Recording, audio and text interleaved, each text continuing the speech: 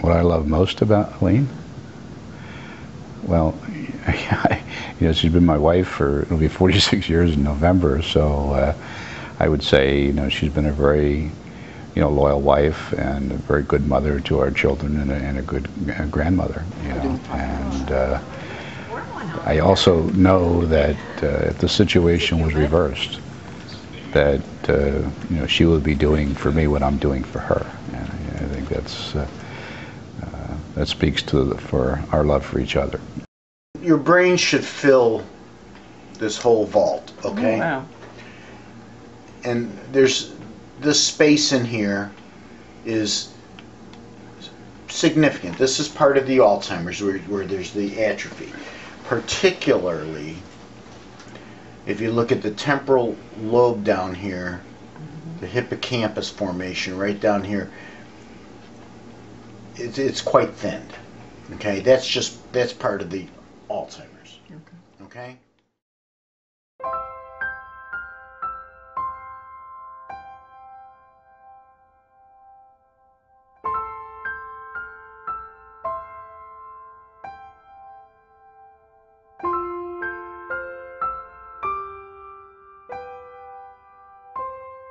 This is a disease that is very difficult to accept because you're not your quote-unquote old self. You forget things, you don't recognize things. I feel I'm not in the bad stages yet.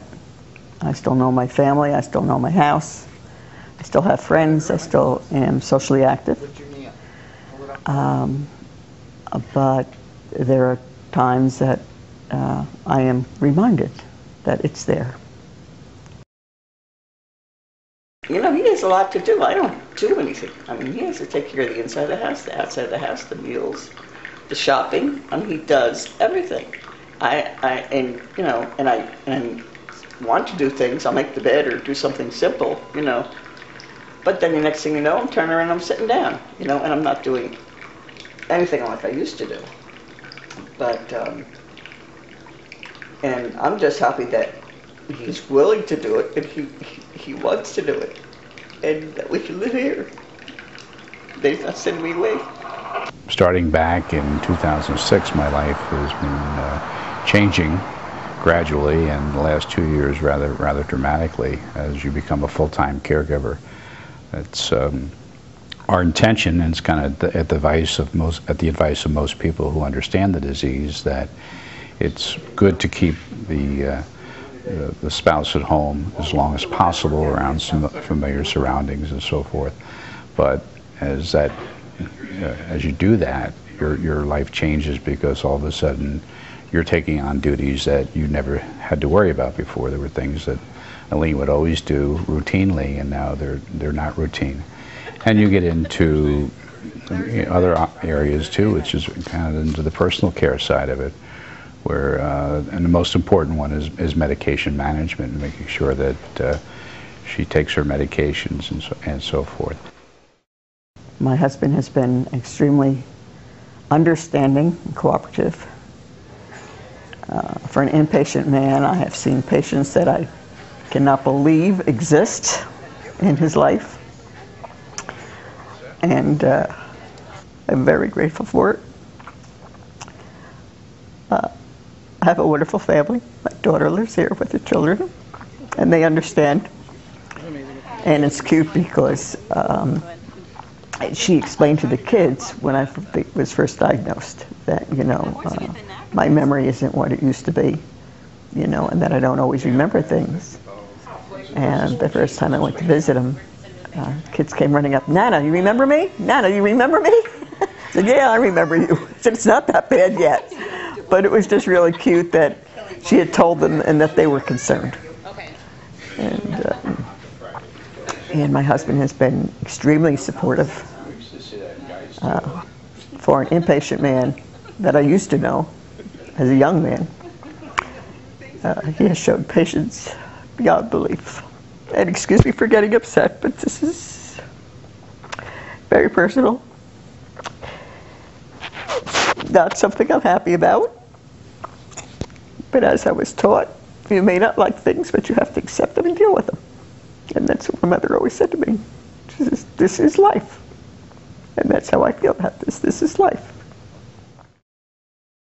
You know, it's important to her, you know, to have that experience and to continue still socializing with family and with friends and so forth. So she'll play bridge with the girls and she'll enjoy every minute of it, and then come home and forget about it, then look on the calendar and see that she was scheduled to play bridge that day, and she'll say, did I play bridge today? And I say, yes. And she said, okay, I must have done well, because nobody, they still keep asking me. And I said, yeah. So, you know, in the moment and stuff is very important. I think it's a very important way of dealing with Alzheimer's, to, you know, not shut that out. And I would be concerned, you know, for people that think that they need to protect the person from all, you know, that from society or from public events and things like that. And it's quite just the opposite, because, you know, she really does enjoy it.